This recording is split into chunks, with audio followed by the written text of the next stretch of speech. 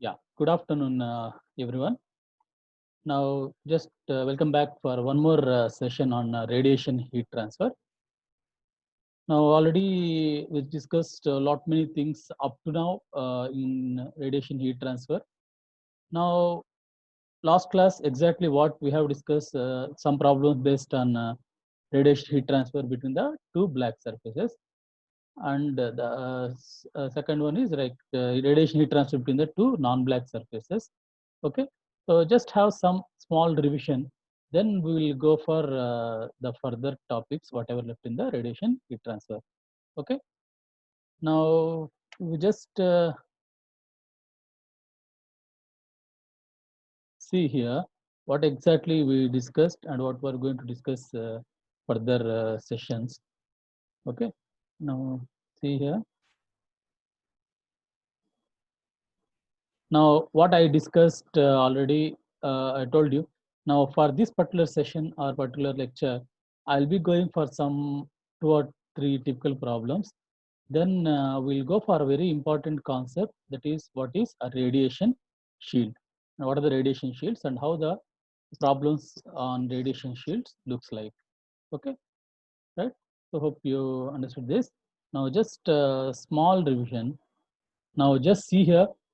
I think you're able to see the screen. Yes, right. Now, this is exactly what we discussed, the electrical network analogy. So hope you remember, right? So this is the radiation heat exchange between the two parallel plates. So this is called electrical analogy. You remember what we discussed as part of what is Q12. So whenever you have a plate like this and a plate like this with epsilon 1, epsilon 2, so I'll just take one highlight. Yeah, yes. So just see here, there are two plates, black one and one is the blue one here. So one is epsilon 1, one is epsilon 2, two MCVTs, and plate 1, plate 2 with temperatures T1 and T2. So how I can reduce this to the equivalent electric circuit? Just remember, so one space, that's the shape factor, that is the shape factor resistance, and two surface resistances. Understood? So the distance between these two will be represented by three resistances. That is 1 minus epsilon 1 by epsilon 1. That is R1. This is R. This is R2. Understood? Now this already discussed. What is Q12? That is sigma T1 power 4. That what we call it as EB1 minus EB2. EB1 minus EB2 is sigma T1 power 4 minus sigma T2 power 4 divided by all the combination of resistances, that is 1 minus epsilon 1 by epsilon 1 A1 plus 1 by A1 F12 and 1 minus epsilon 2 A2. Now A1 will be given, A2 will be given, epsilon 1 will be given, epsilon 2 will be given, T1 is given, T2 is given. What is the thing I had to find out here is only F12. F12. Suppose in this case, these are two infinite parallel plates. If you assume, then what is the value of F12 here? It becomes as 1. Becomes as 1. Now, your equation will be reduced like this. Okay, assume that A1 equal to A2 also equal to A. Then in this case, what is the watts per meter square? That is a what is the heat flux Q12 by A. Then this is a formula. So this already we discussed. Okay. Now just see the one more thing. So instead of parallel plates, you have concentric cylinders. So radiation heat exchange between two concentric infinitely long cylinders. Gray cylinders means non-black. Gray cylinder means it's a non-black. Now same procedure has been adopted for this cylinders approach also. Now you see the green color here, which is the T1 epsilon 1, okay, at a radius of capital R1. Second one is radius is R2 and it is at T2 and epsilon 2. Now similar procedure what you adopted for infinite parallel plates will be adopted here. You remember? So one shape factor resistance and two surface resistances. Everything you add R1, R, R2, addition will be in the denominator. And what is above here? EB1 minus EB2, where EB1 is sigma T1 power 4 and EB2 is sigma T2 power 4. So this is how you find out. Suppose inner cylinder is completely enclosed by the outer cylinder, then it becomes like F12. It's a long, infinitely long cylinders. So that's why again F12 in this case also, because here the infinitely long cylinder, that word indicates the shape factor is almost equal to 1. Okay, so this is one more arrangement. Okay, now, yeah, we'll go for one more thing. Yeah, this and all already discussed. Okay, now straight away, I'll just go for one problem. Now you can understand. And before coming to this particular concept of radiation shield, now I'll just go for one more problem. Now just go through this problem. If you have, now I've got enough idea about the emissivities, surface resistances, shape factor resistance, as well as how to take the electrical network analogy problem. Okay, now this is a very, very important problem model because the same problem has been repeatedly asked in your exams. So a domestic hot water tank, 0.5 meters diameter, 1 meter height, is located in a large space, effectively forming the black surrounding. Effectively forming the black surrounding. Okay, so what will happen? So this is the thing. So this you see the hot water tank. That is a, I just take, it's like a hot water tank, 0.5 meter diameter and 1 meter height. So it will be like a cylinder, right?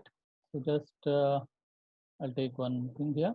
Now just see here, this is like a, like this.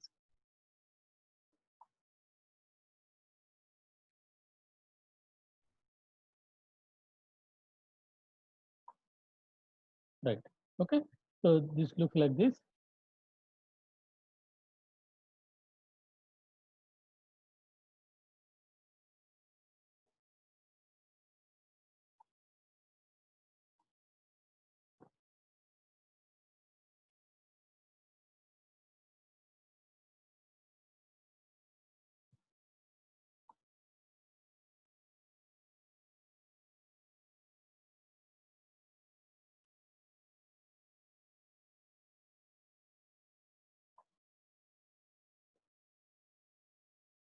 Okay. So just assume this is a, like a tank like thing for you, and which is actually enclosed in a totally, yes, the diameter of 1 meter high. This is 1 meter high here. We'll take 1 meter. So this is the hot water tank of 0.5 diameter or 1 meter height and located in a large space, effectively forming the surrounding. So this will be like your black space. Let's just I'll take some, yeah. So this is your black space. You assume this is your black space, yeah, right, which will actually enclosed in a black space like this, and similarly like this. Okay, so this is a tank here. So this is the tank here. This is the surface. Now the surface emissivity and temperature are 0.8 and 350, and the temperature of surroundings is 295. So here the temperature is 295 Kelvin, and the tank which is actually painted. So you see this black blue color what I have shown as a thing here. It is painted, which is having emissivity of 0.8, and the temperature is 350 Kelvin. Okay, estimate the heat loss by radiation from the tank and suggest a possibility to reduce this heat loss. So how the heat is going to transfer, because this particular surface which is here kept tank is at 350 Kelvin and the surrounding is at 295 Kelvin. So there is always heat transfer from tank to the surroundings, tank to the surroundings. Okay. Now what happens? You have a emissivity of 0.8 for this particular tank. The emissivity is nothing but, assume that this is like a syntax tank, which is actually painted with a black color, a color or a paint which is having emissivity of 0.8. Now that's having some hot water. The hot water is at the temperature of 350 Kelvin. Now what will happen? That water will lose its temperature to the surroundings. Okay. Now this is painted with 0.8 thing. What he is asking, suppose I want to reduce the heat loss. So from this tank, hot water, if you assume from this tank which is at 350 Kelvin, I want to reduce the heat loss. Instead of 0.8, what is the emissivity, or how I can reduce the heat loss? How I can reduce the heat loss? So you have a paint of or emissivity of 0.8. So how I can reduce the heat loss? So I can reduce the heat loss only if I painted this one, this particular tank, which reduces the heat transfer from this tank to the surroundings. Okay. So how we can reduce, how we can stop the radiation heat transfer here? Instead of using a 0.8 emissivity, if I go for some other paint or emissivity, that is instead of 0.8, I'll go for 0.3, 0.4, whatever maybe. So I will see in the data book. Suppose the 0.8 is for something like a black painting. So aluminum, if I go, it's a 0.3 is the painting, aluminum painting, if you say, silver painting, whatever you say. So that will reduces the heat transfer. We'll just see. Okay. Now you're able to understand now. So there is a cylinder tank. There is a 0.5 diameter, 1 meter high, located in a space. Okay. So temperatures are given. Emissivity of this particular tank is given.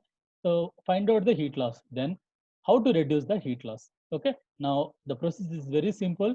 The formula is same. That is Q12 equal to A1 sigma B. Everything is same. You remember FG12? That is a gray body factor. What we have taken, just see here. Yeah, this is a gray body factor. That is taking A1 is the numerator. I told in the last class. So 1 by F12, 1 minus epsilon A1, A2, everything is there. Now only thing here, 1 indicates the tank, 2 indicates the surroundings. 1 indicates the tank and 2 indicates the enclosure or surrounding. Now what is the thing here? Epsilon is 1 is given, epsilon 2 is given, and A1 is given, A2 is given. If I assume, then I have to find out what is F12. Then straight away I can find out what is Q12. Okay. Now what is here? This is the tank in a big enclosure. So A1 is the area of the tank, if you assume, which is very, very less compared to A2. So automatically you can assume that this is a small body in a large enclosure. So F12 is automatically 1. F12 is automatically 1. Okay. Now you substitute all the values here. You substitute all the values here. Yes. See, and A1 is very small compared to A2. So it be almost like a 0 if you take. So this particular parameter, whatever available epsilon 2 here, it becomes as a 0. Because A1 is very, very small compared to a large enclosure. That's what we assume. Because now then I'll find out this particular parameter here, it's almost 0. Now F12 is 1. So 1. Next, what is left is 1 minus epsilon 1 by epsilon 1. So I know what is epsilon 1, 0.8. So that you just keep it. You will get the gray body factor as around 0.8. Just check it out. Okay. Now this is what I get. Now I substitute this gray body factor in the formula Q12. Okay. And what is in the formula of Q12? What is here? You see FG12 that I calculated as 0.8. A1. Now what is A1? You have to find out the total surface area of this particular tank. So what is the two surface area? Just remember. So I think this is like a cylinder. This is like a cylinder. So this is two top surface, bottom surface, which are at an area of pi by 4 d square, which is at an area of pi by 4 d square. So it becomes 2 into pi by 4 d square. So top surface, bottom surface. And what is left is this circumference thing. That is nothing but pi d into L. Pi d is the perimeter. L is the length of the tank. So that gives you total area of the tank is A1 as pi dl plus 2 into pi by 4 d square. So where A1 is the area of the tank, which is actually giving the radiations. Now I substituted all the values here. Then I got the Q12 as 660.86 watts. So that's how I can calculate it Q12. Now what he has suggested, how to reduce this heat loss. Now if I have a paint which is painted at a 0.8 emissivity, that's the epsilon 1 is 0.8. Okay. Now instead of going for 0.8, I'll go for, with the help of a literature, I'll go for the aluminum paints, which is the thing less availability. That's a 0.3 is the aluminum paint. Okay. So you just suggest this paint as 0.3, take from the data book. The aluminum paint has emissivity of 0.3, and I will coat this entire tank with that 0.3. Now, instead of 0.8 now, your emissivity now changed to 0.3. 0.3, all other parameters remain same. Okay. Now, what you get, just see, just take the proportion.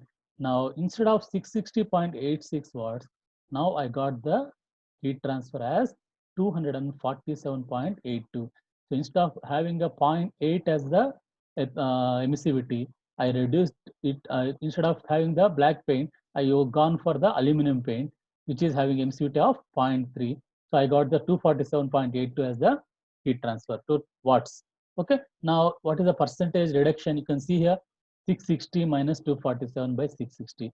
So how much you have reduced by reducing the epsilon value, that's the emissivity value, from 0.8 to 0.3. It's almost like 62.5% reduction in your heat loss. Okay, so this is one model of a problem where you can see that they'll be asking what emissivity of the paint you suggest and what is the amount of heat transfer and what is the percentage reduction in heat loss. Okay, so I hope you understood this concept what I said. Okay, right. Now just one more problem we'll just see. Yeah, yeah, just understand this problem. I'll just let me clear these contents here. Yes.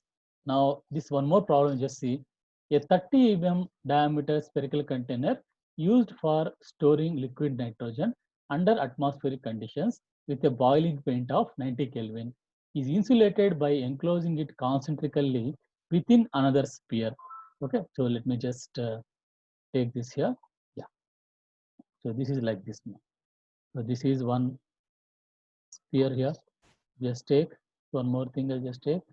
Yeah.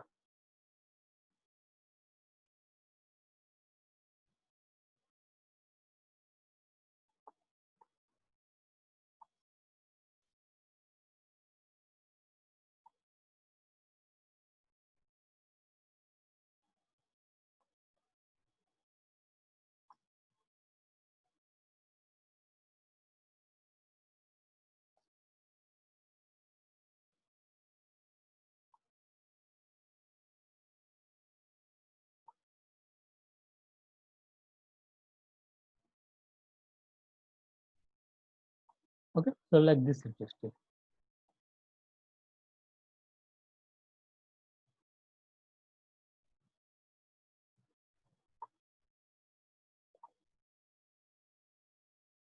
Okay. So let's just me. So there are two things here. Okay. So let's just. I'll take.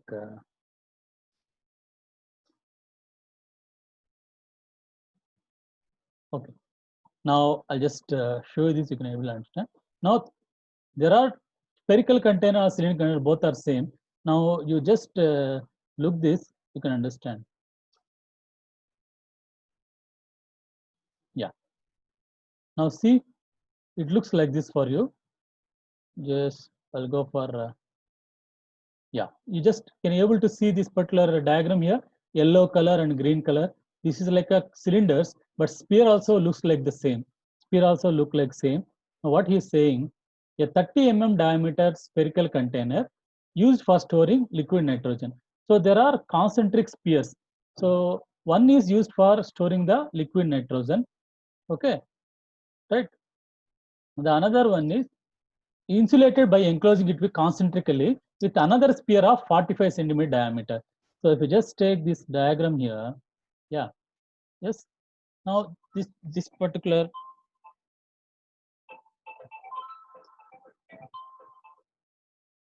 so this particular diagram here, you just see here.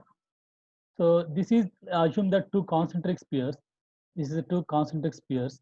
Now the green color one is the inner sphere, this is outer sphere. So this green color one sphere will hold the liquid nitrogen. The outer one is the surrounding sphere, if you assume. Okay. Then what is the problem here? Just you see. So there are two diameters given, 30 mm diameter sphere containing liquid nitrogen is enclosed, which is having a paint of 90 Kelvin. So this is a temperature inside, insulated by another concentrical with another sphere of 45 centimeter. So one is 30 inside and outside is 45 diameter. Now the interspace is between the spheres is completely evacuated, and the material for both the spheres is having a emissivity of 0.3. So what is this? Epsilon 1, epsilon 2, both are a value of 0.3. Now make calculations for the radiant flow. The temperature of the outer container is 300. So inside it has 90, outside it has 300. So T1, T2 is given. Okay. Now what further he has given? Proceed to calculate the emissivity of the material if the heat flow rate is reduced by 80%. Okay. Now the first part where you have to find out what is the amount of heat transfer is similar. Just take the two concentric cylinders like this. This is the concentric spheres. If you assume same electrical network analogy, everything will be same here, right? Okay, just we'll go through the solution. You can understand, right? So see Q12 same, F312 same thing. Okay, and one indicates the inner sphere, two indicates outer sphere. Now everything is same, and we'll assume that F12 equal to 1 because it's a large concentric space. Nothing is mentioned about. So we'll just take it as F12 as 1. And what is A1? Surface area of inner sphere, 4 pi R1 square. Okay, what is our surface area of outer sphere? 4 pi R2 square. Those are the two surface areas. Now he has found out what are the areas, right? So A1 by A2 is nothing but R1 by R2, where R1, 4 pi R1 square is area A1, A2 is 4 pi R2 square. So obviously it will be R1 square by R2 square. So finally you get this one. And finally, what is the gray body factor with all these values substituted here? So epsilon 1 0.3, epsilon 2 also 0.3. So Fg12 is 0.229. Now what happens? Q12, as usual in the formula, I substitute that 0.229. A1 is pi R, 4 pi R square. 4 pi R square is the surface area of sphere. Now sigma B, everything. Now minus 29.48 watts. This is nothing but your heat transfer between the two things here. Okay, so two spheres, concentric spheres, right? Now what he said, suppose heat flow is reduced by 80%, then what emissivity I have to keep for the surface? Okay, just see the thing here. So calculate the surface emissivity of container material. So container is painted with epsilon, how much here? Epsilon 1 equal to epsilon 2 equal to only epsilon only, no? So the epsilon is 0.3. Now what happens? The material is painted such that I don't know what is epsilon value. I don't know what is the epsilon value. Let me just take one spotlight. Yeah. So it is painted with some paint. I don't know what is the emissivity value, but with that emissivity value, how much heat transfer I'm going to get? Reduction 80%. 80%. Now use the same formula, that is Q12 is equals to so and so. Now I don't know what is epsilon here, but epsilon 1 equal to epsilon 2 equal to epsilon. But here, as per this problem, 0.3 is taken. But now for the second part, I don't know what is epsilon. So that epsilon, we just keep it here. Everything remains same. Q12 now, previously you got the value how much? Yes, it's around 29 point, minus indicates heat transfer. So 29.48 watts. Now what is the heat transfer now? 80% reduction means 1 minus 0.8 into 29.48. Now this is the amount of heat transfer with reduction of 80%. Then what might have the epsilon value you have used? So here in this formula above, here in the formula above, what you'll use? I'll keep the Q12. I'll keep the Q12 value as how much? 5.896. Now everything remains same. I'll try to find out what is epsilon. Okay, so that's you find out what is epsilon value. Then you suggest that that's the epsilon value. Because of that, you got the reduction in heat transfer as almost 80%. Okay, right? So this is the one more model of a problem. Right, now just I'll give introduction about the radiation shields and what are the time left. Now what are the radiation shields? Okay, just go through this now. Now there are two plates which is having a heat transfer, which are the temperatures of T1 epsilon 1, T2 epsilon 2. Right. Now this the diagram which indicates the two parallel plates here. Now this is the analogy already we discussed. That is 1 minus epsilon 1 by epsilon 1, 1 by F1 to assume that area both are same. Now 1 minus epsilon 2 by epsilon 2. These are the R1, R, R2. Understood? So this is the heat transfer. This is what happens. Now many situations will be encountered such that I want to reduce the heat transfer. So when I leave like this, the heat is going on transferring like this between these two plates. Now what happens? I want to just reduce the heat transfer between these two plates. What is that? This one plate at T1, another plate is T2. Now we just leave that, the Q12 will be happening. The Q12 net is going on like this. Suppose I want to reduce the heat transfer between these two plates. What I can do? Now this is at epsilon 1, this is at epsilon 2. Now I want to reduce the heat transfer resistance between heat transfer between these two plates. The simple thing is just add one more plate here. Just add one more plate here, which is having very less emissivity. So what will happen now? So from here to here, normally if you leave it without any plate in between, so this will happen like this, heat transfer. Now you have added one more plate in between, so which is having very less emissivity. So what happens? From here, it goes to this plate, assume. Then it will be reduced a lot because you are using a plate which is having very low emissivity or high reflectivity. Then only a small amount of radiation will be going to the other thing. So whatever it goes from here to here, the same thing will be going here. But what happens? Assume that initially it's the 100% or 80% it's going from first plate to second plate. Now because of this one shield or one plate you have added, now you have reduced the heat transfer. Instead of 80%, only 40% will go. Okay, so what you have done now? So what you have done now? Just you have added one plate which is having very low emissivity or high reflectivity. So that particular thing is called as a radiation shield.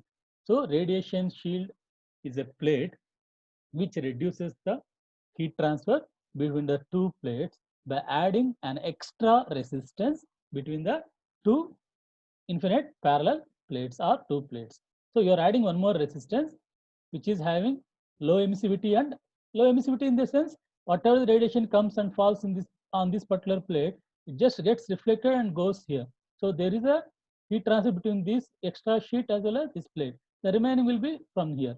Okay, so it will act as a extra resistance, and that particular sheet is called as a radiation shield. Okay, now how it looks like, just see here. Yes, this is what I am doing. Yes. Now, what I mentioned here, that's a opaque sheet what I'm adding, which is having very low absorptivity and high reflectivity.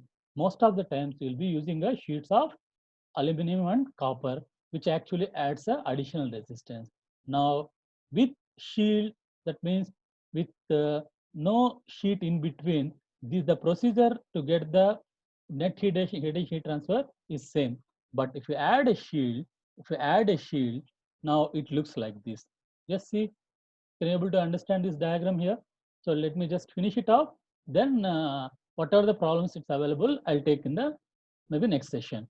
Now see here, you have a plate which is at T1 epsilon 1. So you have one more plate which is at T2 epsilon 2.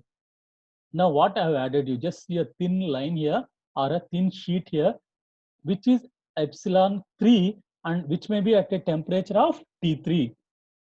And the thin sheet is called as a radiation shield. So extra resistance added. Now what happens now? Q, this is 1, this is 2, this is 3. Now I need to find out the resistance, I mean heat transfer, Q13 net and Q32. What indicates? 1 to 3 as well as 3 to 2. Okay, understood now? So because of this one thing, one shield will reduces a heat transfer between the two plates. Like hatched one water given is, that is the heat transfer happening. But I want to reduce, I have added one extra plate. Now you just see the resistance here or electrical analogy. Now previously we have, yes, R1, that is you have, if you have two plates, we have three resistances, one surface resistance and one shape height resistance and two surface resistance. Now because of this extra plate here, you have almost like a 6. What is those? See, from 1 to 3, you have 3 resistances. And from 3 to 2, 3 resistances. How to find out the net heat transfer 1 to 2 now? Very simple. Just take down as EB1 minus EB2 by all the resistances. What are the resistances? Now just see, I'll show you one diagram. You can easily understand what exactly meant by the radiation shield. Okay, let me just rush to that. Now just, yeah, see here, I can just easily understand this concept if I show this diagram. This is how it goes. Assume that these are the two sheets which are at T1 and T2, and T3 is the extra sheet provided, which is called as a radiation shield. So you have one shield like this, you have 2 or 3 shields also, doesn't matter. which reduces proportion the heat transfer more. Now what you see I did here, previously without any of this dotted sheet here, the resistance is EB1 to EB2. Now how many you have added one more thing, that is EB3 will come. So 1 to 3 and 3 to 2. Now how many resistances you have here? You see R1, R2, that's the same, that is 1, 2. Now in between I call this as R3 bar. For both the things R3 bar I'll assume. So R3 bar to the third sheet, R3 bar to the other side. Now the remaining resistances, that is a shape factor resistance between these two plates, is R4 here, R5 here. Okay, now just see what is the final formula to be able to understand is what I did. EB1 minus EB2 is R1 plus R4 plus R3 plus both are R3 bar only, don't worry. So it's R1 plus R4 plus R3 bar, or R3, assume that this is R3. So it's R3 bar other side. Now all the resistances, you just keep on adding this. Then finally, net radiation heat transfer is, I can find it out with one shield, one shield. So like this, where just see here what is R1, R2, R3, R4, the similar things what we discussed in the previous classes. Okay, R4, R5